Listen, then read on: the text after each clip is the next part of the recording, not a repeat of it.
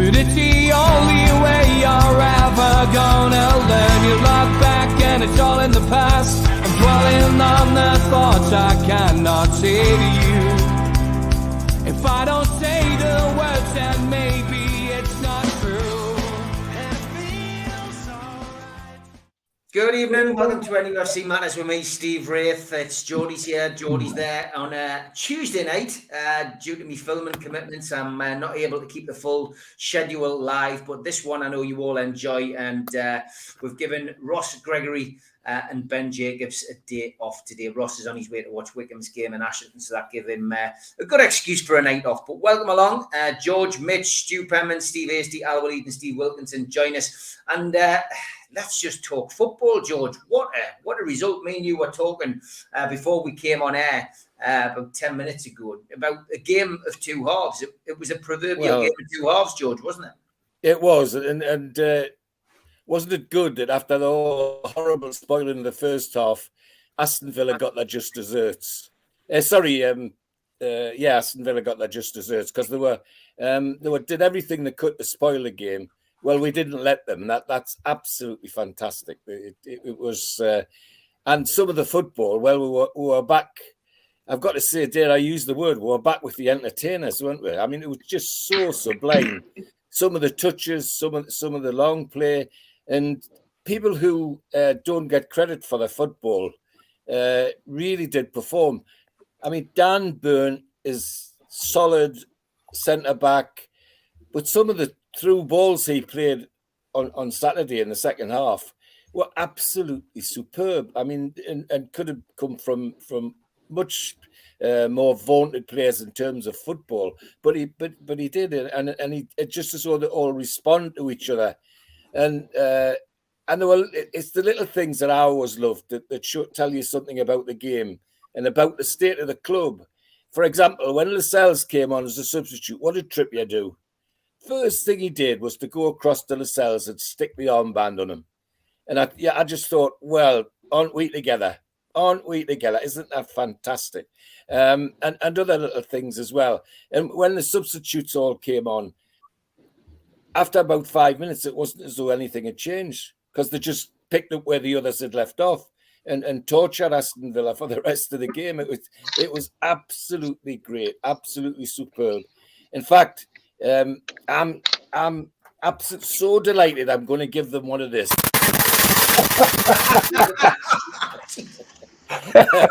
Fantastic. Absolutely fantastic. I mean, I don't think Steve and I stopped smiling yet. It was great to sit there and watch it all happening and notice how it was affecting everybody around. When even the people who have educated into the throw-ins, foul throws were joining in. It was great. By the way, I've noticed we've got a system for throw-ins. Newcastle United have a system for throw-ins, and when we've more time, I'll tell you about it. So yeah, it's fantastic. Good stuff, yeah. I mean, Mitch, Stu, come to you first, Mitch. We talked about this, of course, at the show at the weekend. The aftermath of it, though. I mean, it's we're getting used to watching games more than once now, Mitch. I mean, once upon a time we used to hide behind the settee when Match of the Day was on, but now, you know, we've got a thirst for all of this, watching games back, and you see different things each time, Mitch, don't you? Yeah, you do, and I think there was a lot to see in that second half, and I still, though, get this distinct feeling we had another year if we really needed it, and that's how comfortable it was. The more I watched that second half, and when you think we hit the post a couple of times, we really could have ran up the numbers against Villa in that second half. Yeah. And I think that's the most impressive part about it with me, was thinking, God, there's another gear there. There's more in the tank. If we really, really needed it, it was there. It was that much control in the second half. And players really putting shifts in and really getting the just desserts of the hard work they've put in over the last calendar year and more, you know. And I can't remember the last time I actively sought out the highlights the following morning before we sat down and did the professionals. I'm like, no, I want to watch that again. And you're right. The more you watch it, the more you see, the more you pick up on little things and subtle things and details, and that's Eddie Howe all over, isn't it? It's details, and those details are now really starting to pay off. Stu, anything that stands out that we didn't cover at the weekend? Because sometimes a couple of days later you think, actually, there was that as well, and I didn't get a chance to see it. Is there anything that stands out for you? Well, something that needs to be repeated is good evening from the Champions League spots. It's nice to see it, isn't it? No, but we've covered a lot of things, but it's just got this feel like everyone in the squad has raised the game, and we feel it as fans, as a city, as supporters, whatever, that we're on the verge of something special, and it's being created, and we all are a part of it because we have to be. We're supporters, but you can see the players want to be part of it, and they're all busting the gut to toe the line, to fit in. And there's so many similarities to the Keegan era, but the difference, in my opinion, if I may say, is the ones who were fortunate enough to go through the Keegan era. If you remember, we were in the lowest position we'd ever been in our history. We were going to get relegated to what was the old third division, and Keegan come in, and what he did was a fairy tale.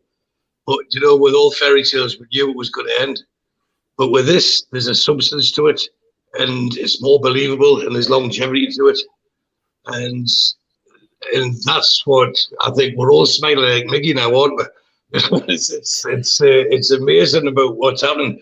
But like everyone else, or like the majority of people, I've watched the game back, and all this spotlight on Miggy, and it's fantastic. He's fulfilling the potential we all hoped he would and believed he could.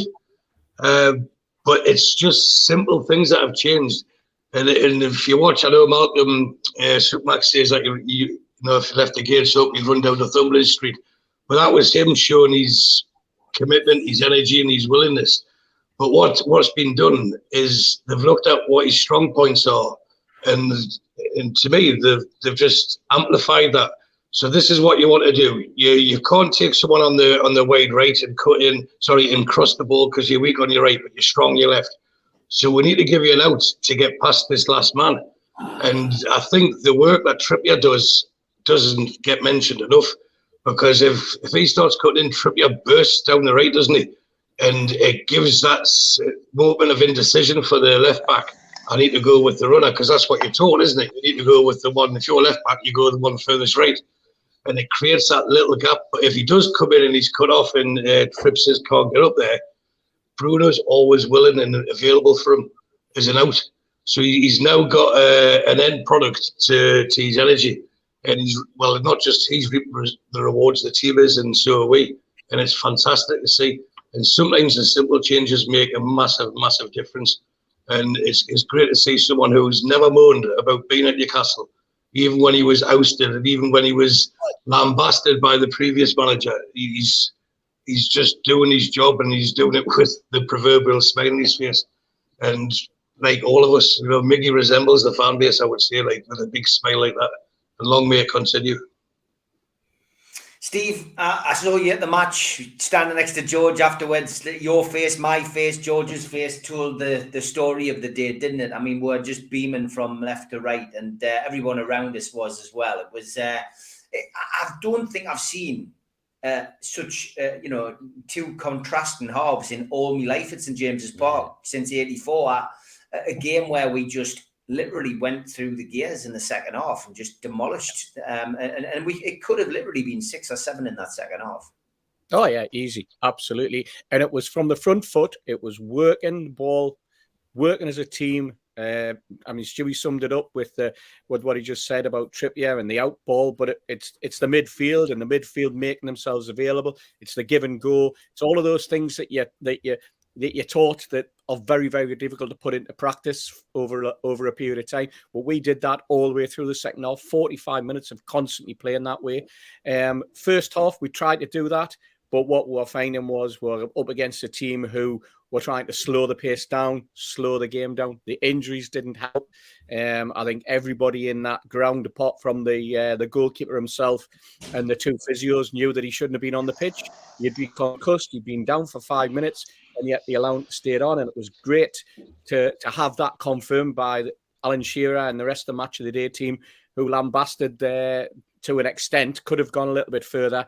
The fact that the concussion protocols just didn't seem to be followed, and that was part and parcel of the way that the first half went. But you're right, the goals were sublime. What George has just said about Dan Burn, that pass for the third goal, the interception, and then the nice through pass that he gave to Wilson, who then had time and space to be able to turn and to lay it off to Almiron, who then was able to cut inside and do what we're expecting every game now, for it to nestle in the back of the net, when last season we're expecting it to nestle somewhere in probably row Z of the corner. Absolutely brilliant. Everything's working well, but this is what the team spirit has brought. This is what good coaching has brought. And you discussed it very, very quickly last week when I was on about the role of Graham Jones, and he's watching from the stands and he's been able to identify the gaps, and they'll be able to react straight away because the team's intelligent enough to take it on board, because it's part of the team ethos that we've now got. So absolutely superb. We're sitting there. We're not straining one X up. We're straining one X down. Fantastic. And no, I'm not a Vic at the day. You did see that one. I did. Al-Walid, you picked a great time to be a Newcastle fan. What was the game like for you in Saudi? I watched the game in gathering with the Newcastle fans, and we have fans from Newcastle was in Rehab, and one of them is named Martin, and he couldn't believe what he was seeing in the game. He was so happy. For me, I believe what I saw. But him, he wasn't believe. The thing is the team now, they're trying to sub the team with maybe silly act, like they was wasting time and pretending to be injury, and they tried to kill the spirit. But they couldn't succeed with this. So they are really, the teams now, they don't know how to win over Newcastle, and this is really something a long time we didn't see that. It's been ages. So now Newcastle have the personality. It's not like we're having a good day, a good game, and we are happy because we have a good game. Now every game is a good game, and we improve of the team. Make you don't know what to expect to see in the next game. Maybe you see something better. I like the deal between the players. You can see Almiron and Trippier. They have like Dio, Bruno as well, Sharon Botman. I wish to see something similar on the left. The left side, I think we still can be much better, improve. Maybe with the signing also. If we sign, maybe someone can compete with St. Maximin maybe in the transfer window.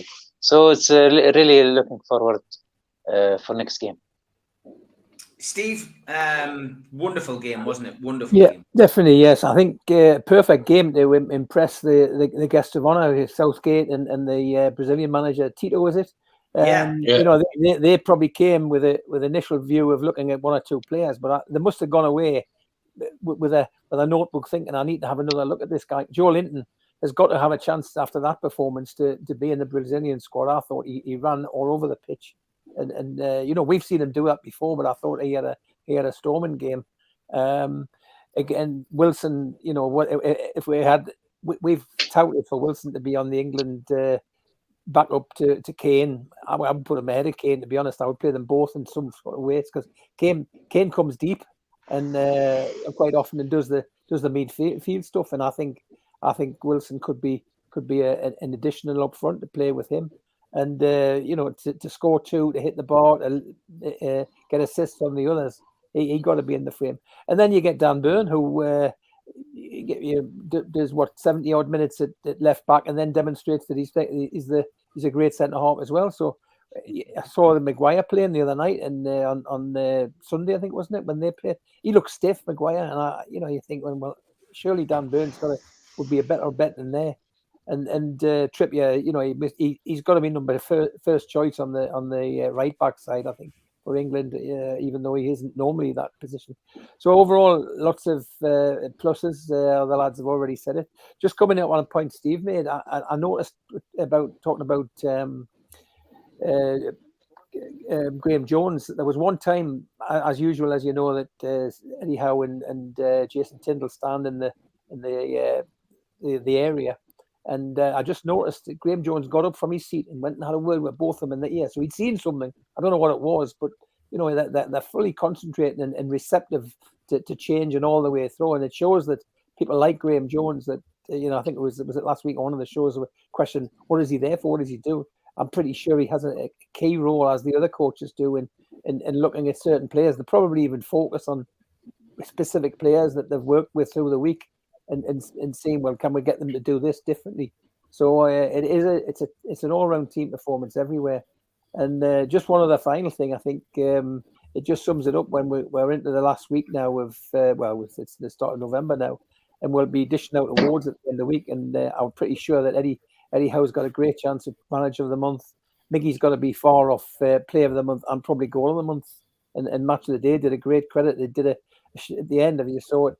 He did all of his goals this season.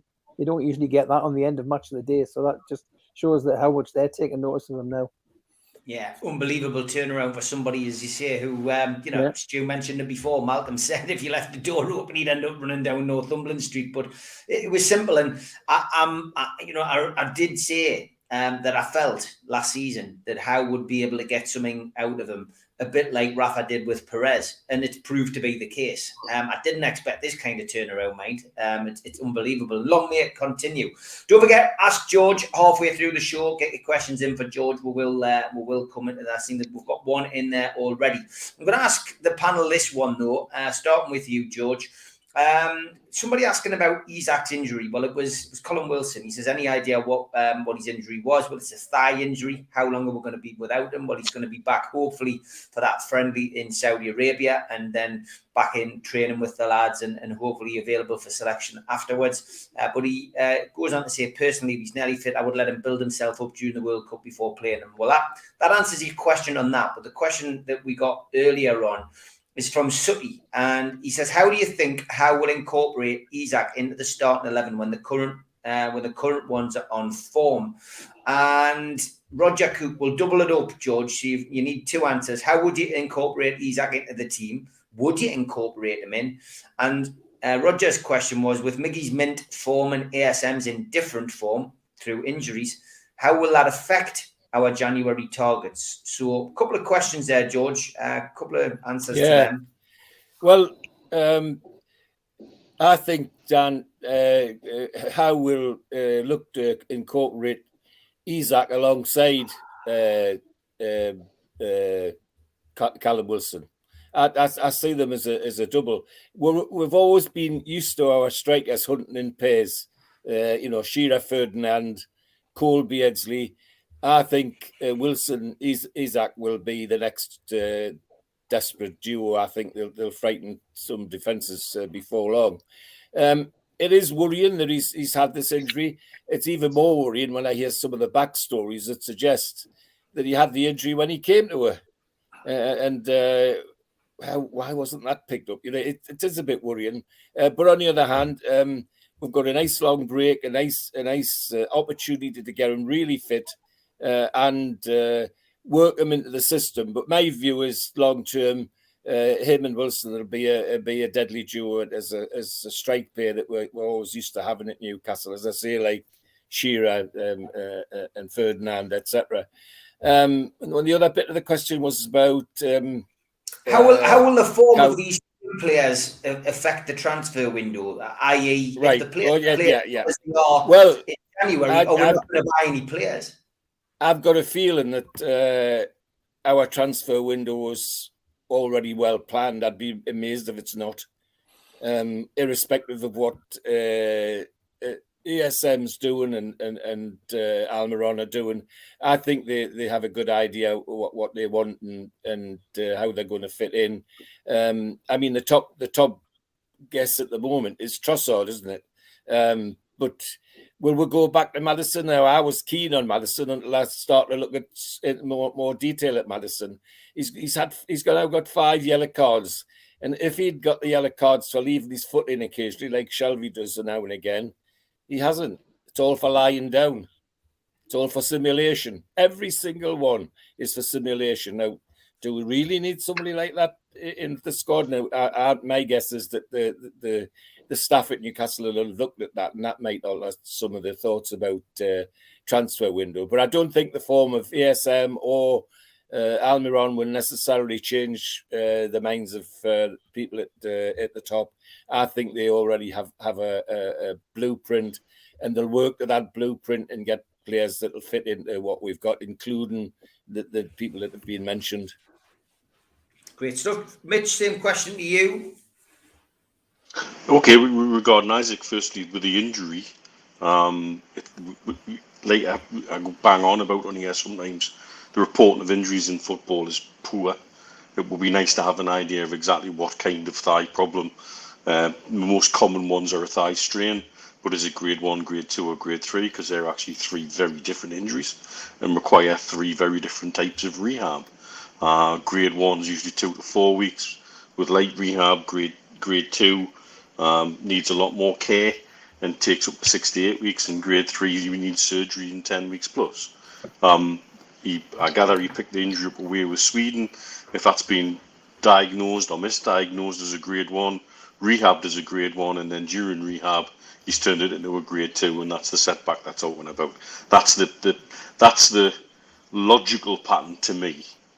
And it's easy done. Thighs, calves, and hamstrings generate a lot of power through those muscles when you're using them to burst off the line, and they can go again.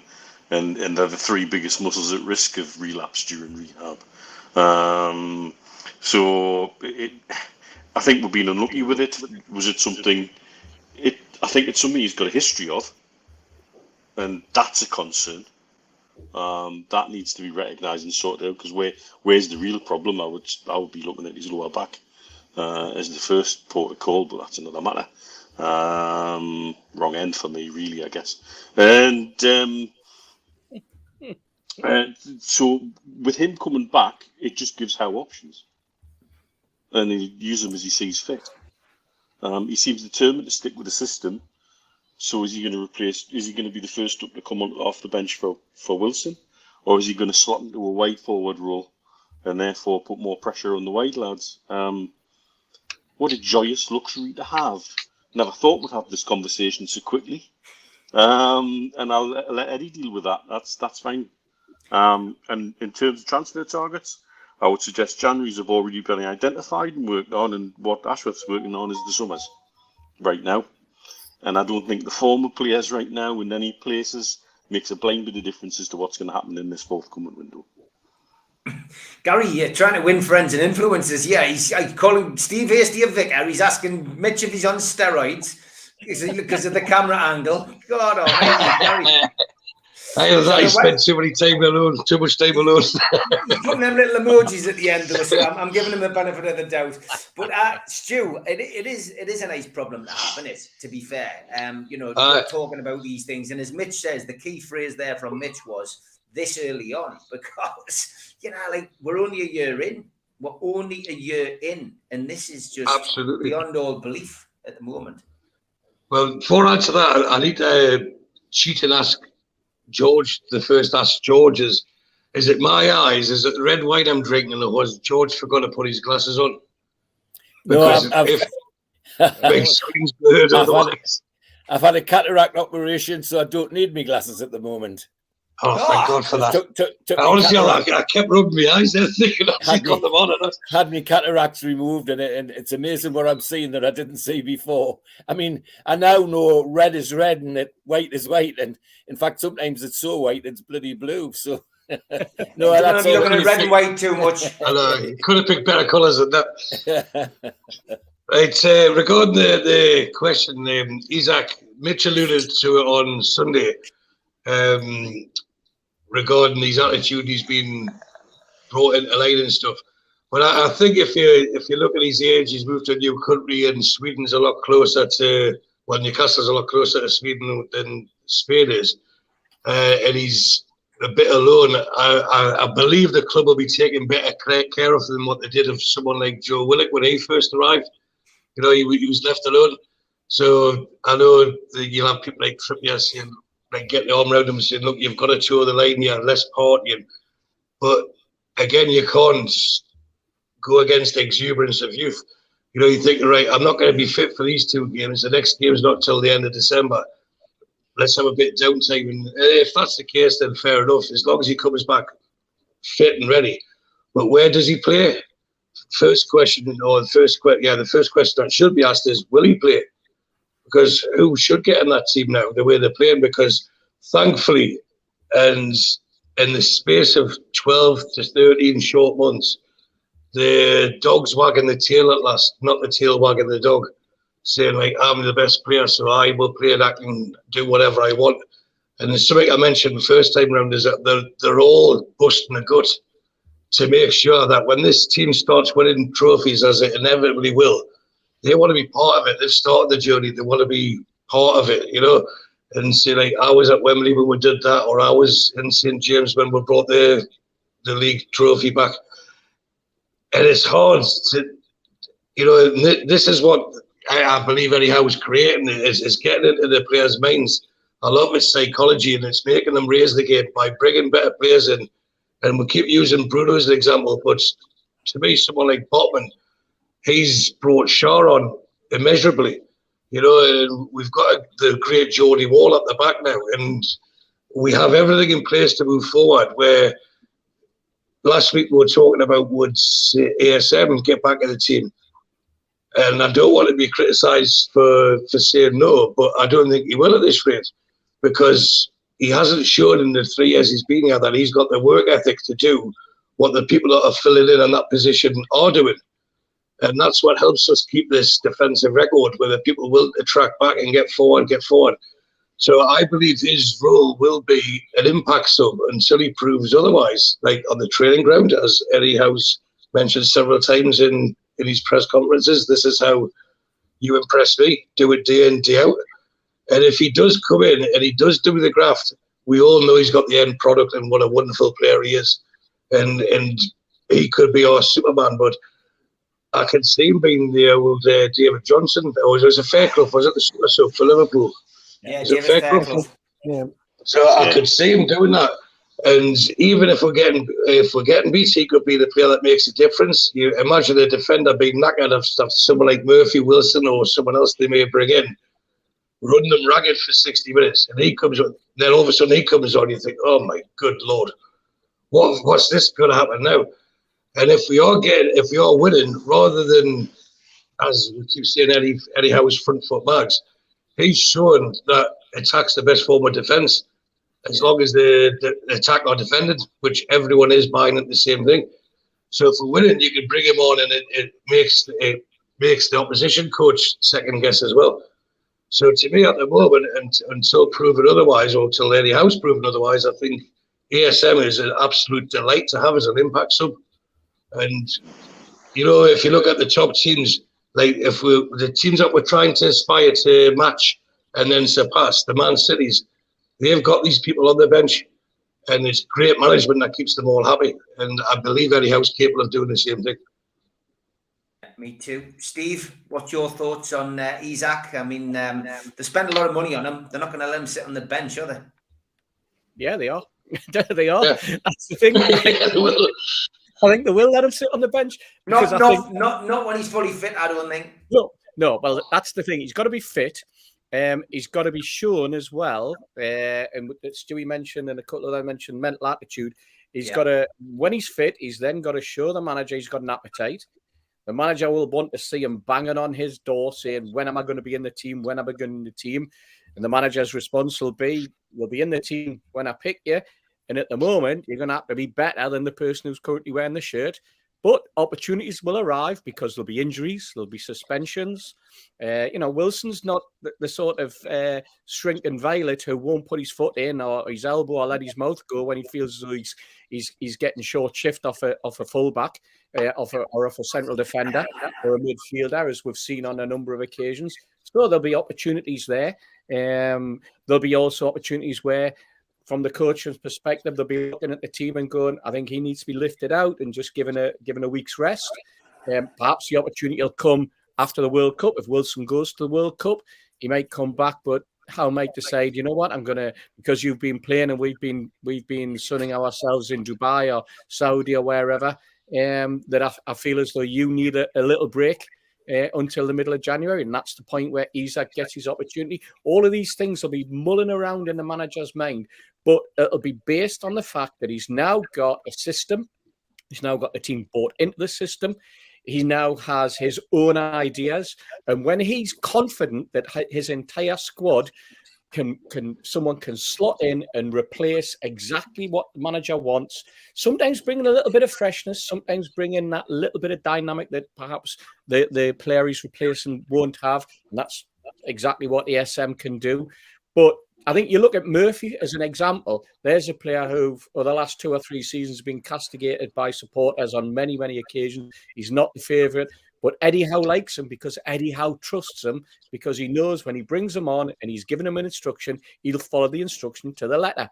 And the lad's bulked up as well. He looks fitter, he looks stronger, and he looks far more keen. And I think that is the sort of player that Isak will be able to learn from, because other players in the squad will be able to sit and talk, this is what I've done, this is the hard work I've had to do. And yes, we know Isak costs 60 million, and you're right, Steve, he can't sit on the bench for the entirety. But we've always said it's a squad game, but the man who holds the shirt, another example is Longstaff, the man who's holding the shirt deserves to wear the shirt, and you've got to wrestle it off him one way or another. And that's with your own mind and what you're doing on the training pitch. And when your opportunity comes, you then keep that other bloke out. Great stuff. Al-Walid, what's your thoughts? Lots of people in the chat talking about ASM. Rachel says, before his injury, Alan St-Maximin was tracking back. Maybe he is realising that he needs to work as part of a team. Time will tell. I love ASM, by the way. I think with ASM, Eddie Howe in his press conference as well, I'm not sure whether it was last weekend or the weekend before now, but he did say ASM had trained not once, not twice, but 3 times as part of his recovery. Twice at the club, once at home, and it was a different. He clearly had been listening to him. So, but yeah, I mean, ASM, Isak, you know, they've got to work hard to get back in the team. That's a good thing, isn't it, Al-Walid? Yes, Steve. This topic is very deep, and many aspects of it regarding injuries, but. And I think all the reason I'm going to mention, it's going to be involved somehow. Eddie Howe's style for play, especially in the front, needs specific physical type of players. We can see Almiron fit in this criteria. Maybe sometimes the Wilson, the way he play and his contact with the players cause him injury. Saint-Maximin, he's always very excited. He always run with the ball. From a huge distance, from the midfield, from the center of the midfield to the goalkeeper. You notice this always with Saint-Maximin. This is cause injuries. So sometimes it's the style for play if the coach needs specific players, and sometimes the player it's himself. He have this skill to avoid injuries. So it's both ways. I think this is one of the reasons. I believe Isaac, this is my just opinion, Isaac, I think he was maybe very excited very much. Maybe he tolerates. We remember when we waiting the yellow card, the card for official play last second in Liverpool game. He did everything in that game. If I recall Bournemouth, after that he didn't do well. I could say that he was maybe injured, but he wasn't sure. Maybe he's tried to hide it. This is just speculation. So this is, I think, what happened with Isaac. Saint-Maximin, the style of his play causing injury. So I think, and I trust Eddie Howe. I think he will solve this, especially when he pick up players next transfer window. A lot of people asking about Trossard, me too. And I was talking with Martin during the game. And they said, yeah, but Trossard, I think Chelsea will have him, and Graham Potter,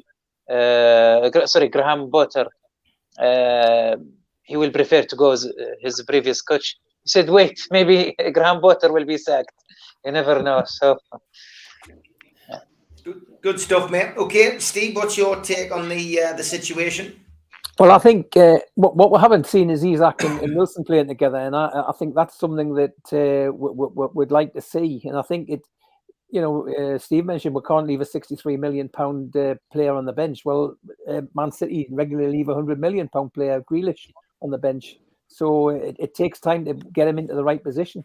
And I can see maybe moving more, occasionally playing in a more of a 4-3-2-1 formation. Maybe we're doing that anyway with Miggy cutting inside more than he was, because we've got, as was mentioned earlier on, we've got Trippier being the right winger a lot of the time. He stands wide and they get the long balls out to him, and he's interacting with Miggy, who's inside, and he's getting inside and getting the shots away.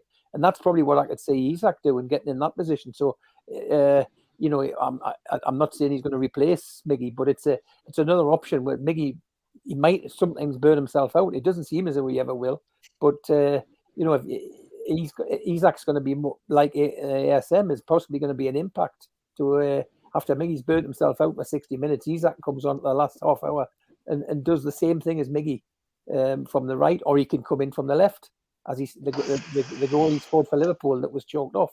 That was him dashing forward on the left-hand side. So maybe he's another one to contend for that left side, playing a little bit inside. So I think there's lots of variations, and I'm sure they're all working on them on the training pitch. And the games are going to come thick and fast once the World Cup's over. If we get past Crystal Palace next week, which I'm fairly optimistic we will, the League Cup round 4, I think it is before the Leicester game. It is. And I think straight away in January, the quarterfinals is on. I think it's about probably the week in between the FA Cup and the first league game. So we're going to start to be playing 2 games a week as the teams involved in the Champions League are. So we're going to need a big squad. So I think the players that aren't yet involved as much now, ASM, Isak, are going to get chances in those games. Yeah, 100%. And winning that Crystal Palace game would give us a little bit of a head start as well in the Premier League. I think getting another game under your belt before everybody else, I think, will be massive. 100%. Okay, we're over halfway through the show because there's so much positivity in the chat. There's positivity on the screen as well. Everybody's buzzing. There's nothing to be miserable about. It's all positive. It's hard problems like how you're going to fit in Isak and ASM is it's a long cry from who on earth we can play, who's going to be any good. That's where we've moved from. But yeah, over halfway through, as always, on Geordies here, Geordies there, we have Ask George.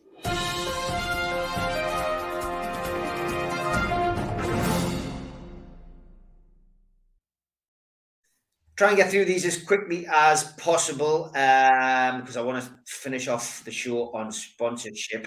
Ask George, we'll go for a simple one. Blue or green top milk, George? Green. Green.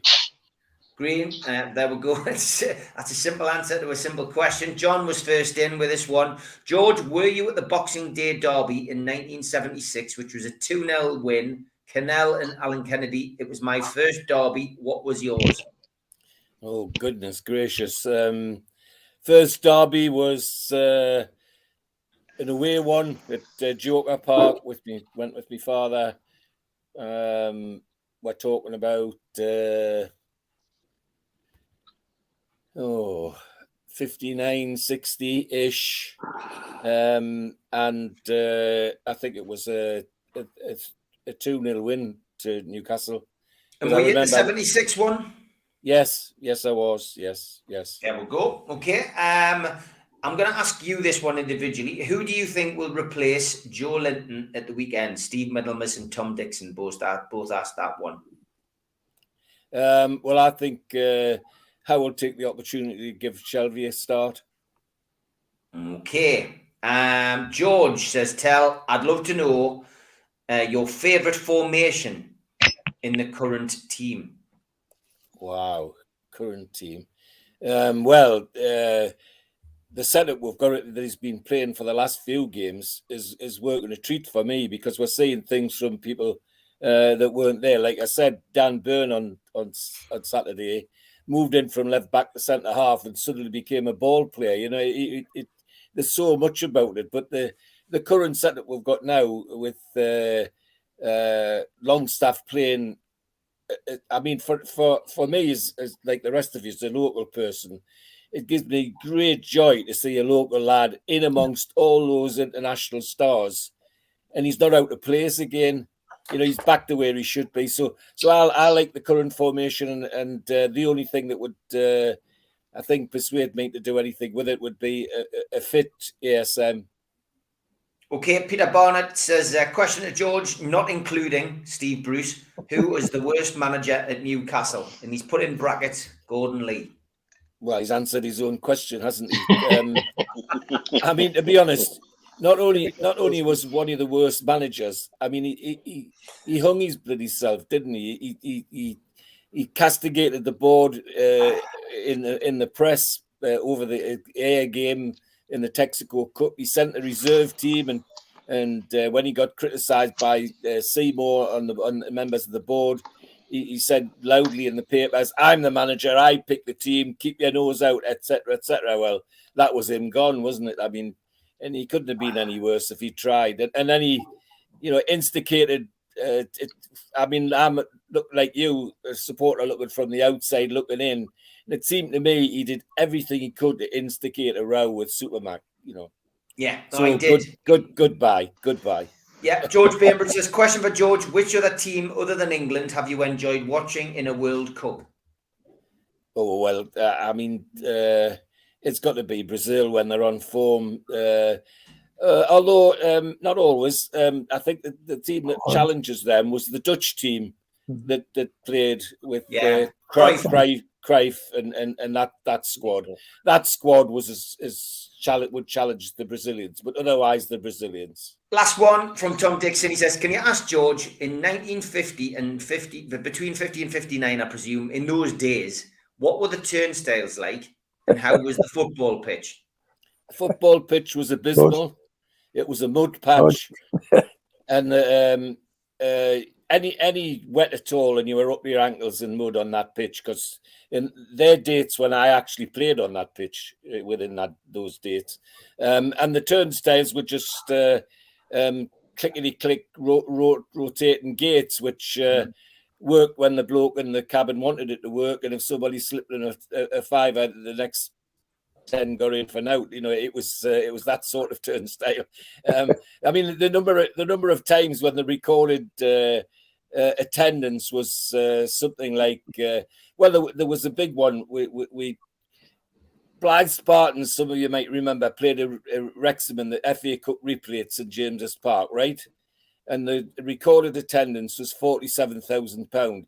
Yet the Chronicle and the Journal reported the next day that there was at least 25,000 outside the ground still trying to get in. You know, so that's the kind of turnstiles they were. Not very efficient. Not very efficient. Brilliant stuff. Excellent. Okay, that's the end of Ask George this week. We'll do another one on the next Geordies here, Geordies there.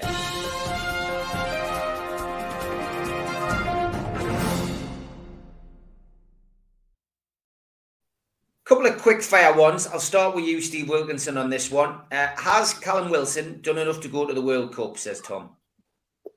Well, I think he has. I think when you look around at the options, I mean, I heard Calvert-Lewin's name getting mentioned. You know, well, he just didn't show us anything last week. He missed a sitter on ball was put across to him. It was a similar one to what Chris Wood missed. He doesn't look sharp enough, but they were talking about him being in the frame on one of the pundits last week. So I think he has. I think you look around the rest of the league, he's done enough. His injury problem is the only thing that might hold him back. Is it going to be too much for him to go and contribute and play what was going to be 2 games a week for over there as well? But I hope he does. It'll be great to have at least 2 players in the England squad. Something that we just didn't have any in the past. It was something you didn't even consider. Okay, I will leave. Callum Wilson, should England take him to the World Cup? Has he done enough? Definitely, and it's depend on the readiness. And he's ready now. He's fit. Like sometimes you have names, but like 2 years ago there was Bamford. He was on fire, and after that maybe now Ivan Toney. But I think now you can't take better than Harry Kane and Wilson. Okay, Steve, same question. Yep, I think so. I think what they've done is they've been very, very careful with these rehabs since last April when he was injured. I think that the medical team have done remarkably well to get him fit in the way that they want him to stay fit. And I think he deserves to be one of, should be 5, but probably will be 4 Newcastle members in that squad. I'm saying in the squad. I wouldn't be surprised if Graham Jones's name was announced and he went back with the England World Cup team as part of the backroom staff, as he did at the Euros. So I can see that being an advantage for Wilson as well. And we've heard it, we've read, according to one newspaper at least, and obviously Stu, Mitch, and myself, we believe everything that's in the newspapers these days. That apparently the Gareth Southgate has asked the Newcastle medical team for a report on Wilson and how the rehab's gone, because obviously that's one of the questions that he's going to be looking at, and he'll get the right answers, and hopefully that's the little tick in the box that's required. Guy deserves to go, and he deserves to go because he's scoring goals, and that is what England will lack if they don't take a proven goal scorer. Stu? I'll be short, concise, and to the point for a change. Absolutely, a fit Callum Wilson should be in that squad. Mitch? It will be scandalous if he doesn't go. Yeah. And George? Yeah, it would be an outrage. And I'll go further than that, as not just Callum Wilson. If the England managers daft to pick Maguire or Mings in the squad and leave Dan Burn out, then that would be absolute treason as far as I'm concerned. So, yeah, I mean, Callum Wilson's on the aeroplane, barring accidents. Yeah, okay. This is a good one, Mozza. I love this question. I'm going to start with you, George, on this one. Many of us have match day superstitions that we need to tick off. I know Rachel has hers, and I have to reply to Rachel with, how are the lads? That's mine. What is your match day superstition, George? Well, at the moment, it's I've got a black and white scarf from Australia with the magpies on. It's an unusual one, which I brought back from when I was in Australia working for the university, and that's round my neck every time I go now. And the other one is I've just started a new one this year, because very rarely did I used to wear a United shirt at the game. But since all the hoo-ha about the green and white shirt in Saudi Arabia and all that tribe, I bought one and I wear it all the time now. Well, I'll get mine in. I used to walk the same way to the match, but this season we've decided each game to walk a different way, and so far so good. So I'm just going to continue to we're going to continue to walk different ways to the game each game. But yeah, you walk with a limp now. No. Walk backwards. Walk backwards. If we get beat out to start walking backwards or walk. Mate, when you've been across here, mate, have you had a particular thing, or have you got something that you do out there? Either one will do. Used to, when I ditched a lot of them last year, because it just felt like no matter what we did, we couldn't buy a bloody point until Christmas. Yeah. The only thing I try to do is every match day is have me black and white NATO strap on me watch. Well, that's a good one. No, that's a good one. That's a different one. That's the because there's everybody knows I like me watches, and a lot of them are 22mm lug width. That's a 22mm NATO strap in black and white, and it goes on to many of the watches. Gary, your suggestion of walking like John Cleese, if that's aimed at me, mate, I think that could cause me a lot of trouble with some of my past podcast guests. Stu? It depends on where I am, because I am quite superstitious. If I'm back at home, to me, you've got to have a big breakfast. because I know what's coming. So that's important. I'll have a big breakfast. If I'm here in Bahrain, then I have to have a minimum of 8 Jaeger bombs before we start. And Trust us, he's not lying because he made me do the no, same. I'm not. Well, I stress minimum. And then it has to be vodka and iron brew. But also, I have to wear my black Adidas shorts with the white stripes down the side. And I've latched onto this new blue away shirt that seems to be looking for us. And I apologise because I wore the black and white one when we played Liverpool, so that's my fault. So even when we're at home now, I wear the blue shirt as long as we stay undefeated.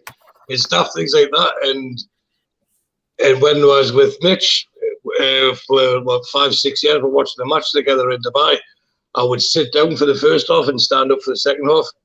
And as he said quite rightly, it made absolutely no difference whatsoever. It was abysmal. But you feel like you have to do it, and if you don't and they get beat, you blame yourself.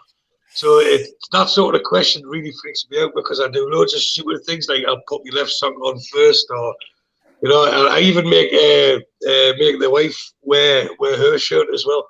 And if they're not, even on Saturday, I'll give you the best example. On Saturday, not struggling at half time, but everyone knows what was happening by half time. I said, "This is your fault. You haven't got your blue shirt on. Go and get changed." And off she did. So you've got to say fair play to Mrs. Penman, for the results. It's nothing to do with any house saying at half time we're better than these. Just pass the ball faster, show talent.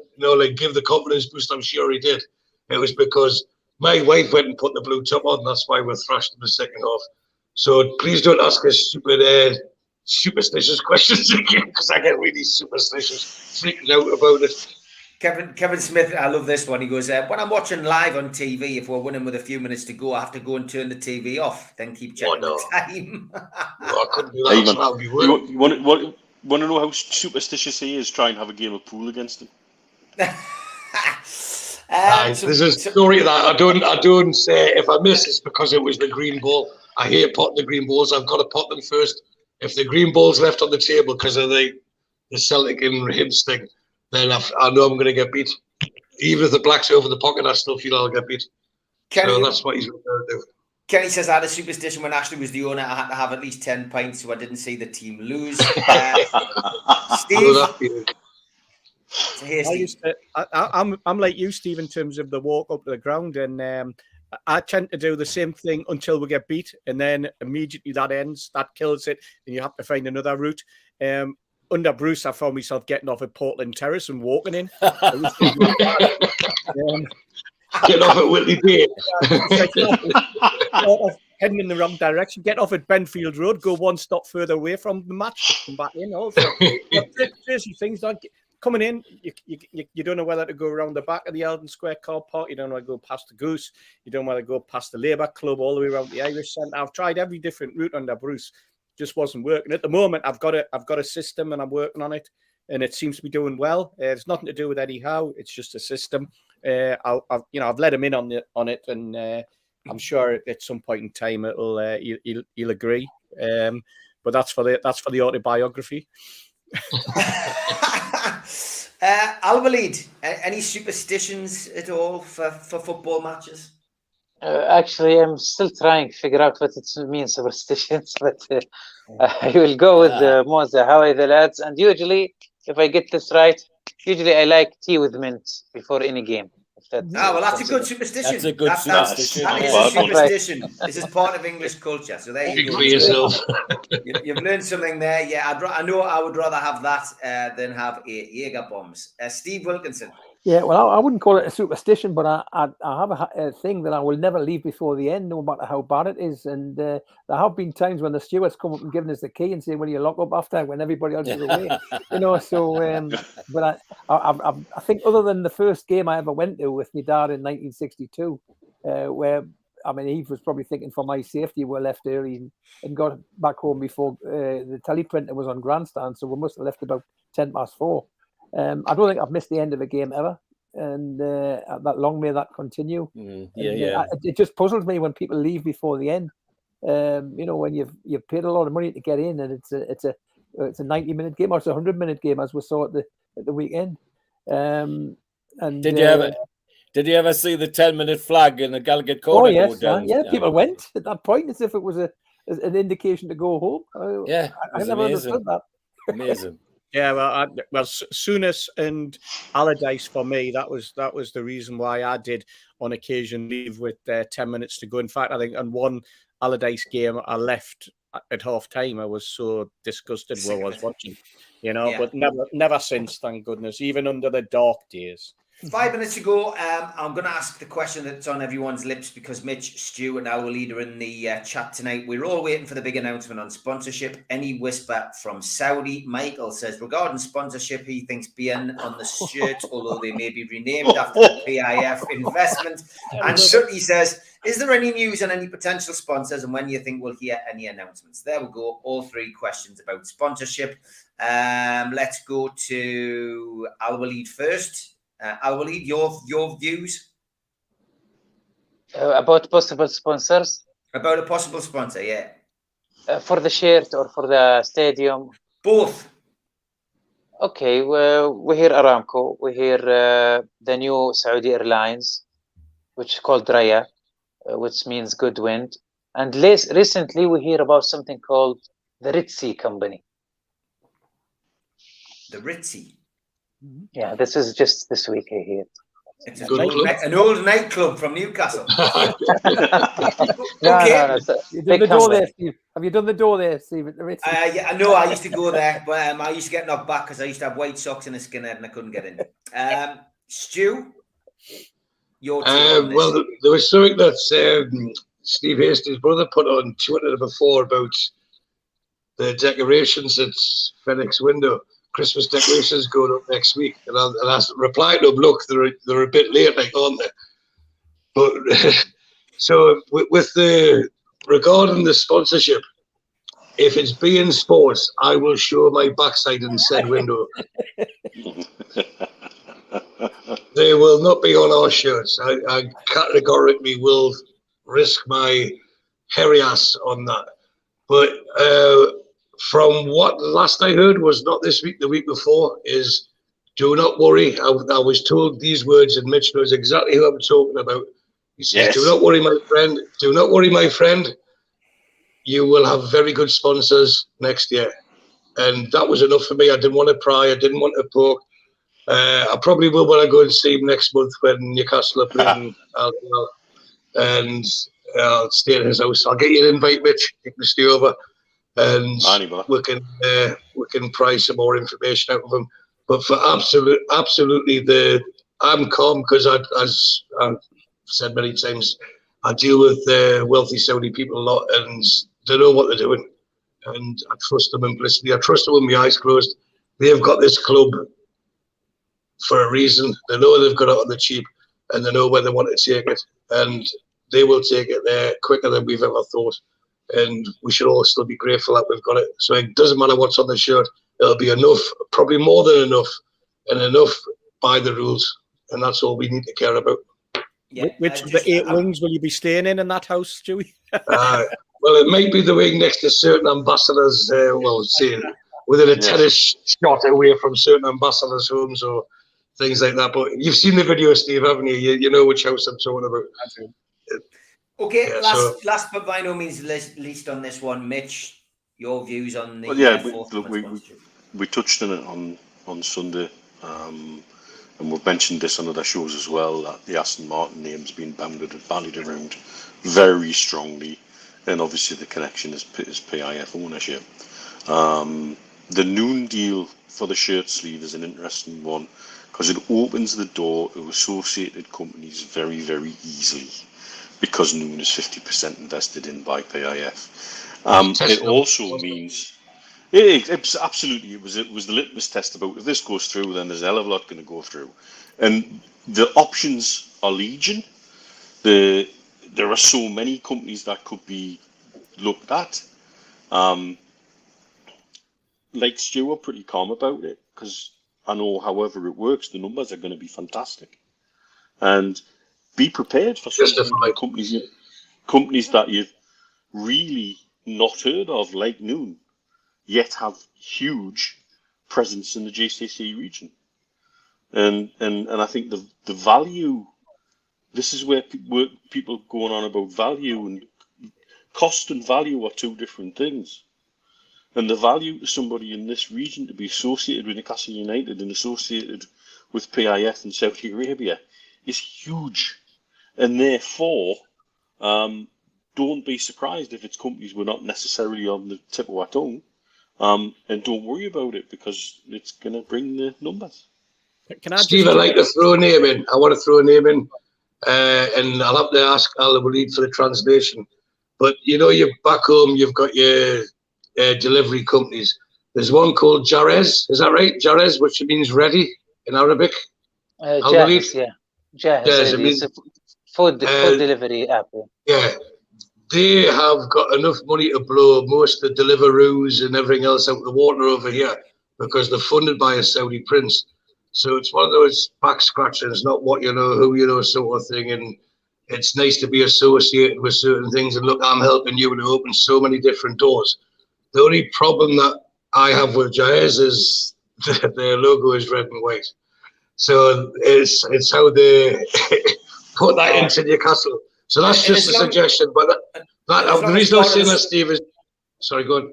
I was going to say, as long as part of the sponsorship deal isn't allowing them to drive around Newcastle on them stupid bike things that knock people flying, I'm all for that, Stu. The point I was making was that same as Noon, it's not well heard of in the UK, but over here it's very, very big.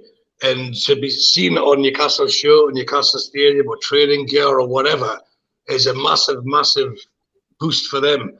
And you can't, in the UK, they can't decide if that sponsorship's worth it. And I'm just using them as an example because I know they're owned by a Saudi prince who's willing to fund and blow the Deliveroos and stuff like that out the way, so they'll all step aside and say, okay, we won't step on your toes. That's how it works over here.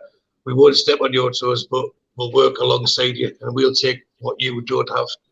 And this is the sort of thing that...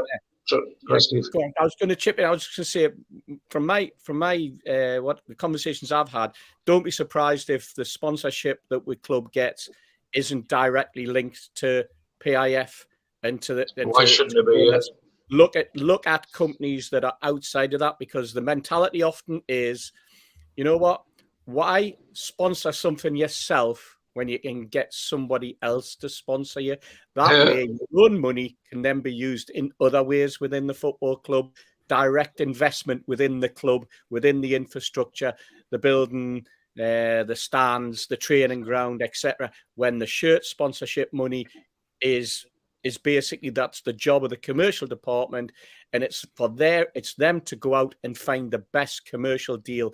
Sometimes the best commercial deal for the football club in this instance, especially in the early days, is not necessarily your boss's money or your boss's money. And I think that's what will happen. And we talked about it before with Man United, with 54, 55 different sponsors, from tractor companies to car companies that sell nothing in this country. But I think that we may not get the Aramco or the airline that we think we're going to get. I think it could be something outside of that, with the main sponsorship, in inverted commas, coming as inward investment into the company. Great. Yeah, so don't buy a dog and bark yourself. Exactly. That's it. Well, Jerez can sponsor Trippier because no one delivers better than him. How about that? Classic. As Alan says, great vibes once again, lads and lasses. No negativity on this channel, just cold, hard facts. Mr. Anderson says, real exciting stuff. Could listen to you guys all night. Thanks to everybody. Love this show. Thanks, Roger. Thanks to everybody in the chat and the moderators. Go on, George. Can I finish? I've just put my specs on so Stu can see it really is good. There we go. Who's that new guy in the chat? I know. Looks like your dad. Great stuff. Thanks to everybody in the chat. Thanks to the moderators. Thanks to everybody for their questions tonight. Tim C, we will come to yours on the Amigos. Got it on Instagram a little bit too late to chuck in. No live show tomorrow. It's part 2 of George Mitchell's Those Were the Days. 1968-69 season. It is the Fairs Cup win. So tune in to that tomorrow night at 6 o'clock. 7 o'clock back live with Super Mac and Gibbo. 7:30, on Thursday, and then 5 o'clock until 7. The Amigos on Friday. So thanks to the lads. I'm going to play out the ads. Take care. See you soon, guys. See you Thank later. you, everyone. Yes. A big thanks to all our sponsors, starting with Skips and Bins, telephone 0800 25 45 25 3, email inquiries at skipsandbins.com, website skipsandbins.com, easy contract free and pay as you go waste collection. Thanks to Darren Baldwin Funerals. You can find them at 304 Old Durham Road on Gateshead. Telephone 0191 478 273 or email Darren at darrenbaldwinfunerals.co.uk or the website darrenbaldwinfunerals.co.uk. Thanks to Garden of Healing Dispensary, CBD hemp and cannabinoid specialists. Their website is thegohd.com. And thanks to 3 Property Investments, who specialise in sourcing investment properties for their clients who are looking to invest in the Northeast. They offer a full in-house service from sourcing the deals to managing the properties for you. They've done over 100 plus deals in the past 12 months for clients all over the UK. Give the guys a follow on Instagram, matty.patter_northeastproperty and phil.reed_northeastproperty, or email phil@3property.co.uk should you be interested in getting a good property deal. Thanks to Mr. Vicky's sauces, which are handmade in Cumbria. You can order them by going to the website, mrvickies.co.uk, or by calling 01768 210 102. Thanks to the guys at Blowhole Brewery. You can find them at blowholebrewery.co.uk. Got a vast range of beers. They're a new brewery company, and their cans are suitably addressed, like the Geordie Juice here, in the strips of Newcastle United from the 90s. Big thank you to Media Arts for all the help with the video side of things, and to qtechshop.co.uk, the makers of pool tables and snooker tables in Wallsend, Newcastle, and the guys who run our website. If you want to subscribe, then hit the subscription button. If you want to hit the likes, then hit the thumb up, and please share to your social media. We're also available as a podcast on iTunes and Spotify, and the rest goes up 24 hours after the show has finished. If you want to join, well, you can click join underneath the video and become a member for a small fee. If you want to pay the £25 fee and get a cup, a pen, a scarf, a membership card, and entry into the monthly draw, then go to the website, nufcmatters.com, and click membership, or use your smartphone on the QR code, which will take you straight there. We also give you a free car sticker. If you're a subscriber, simply email John at nufcmatters.com to claim your free car window sticker today.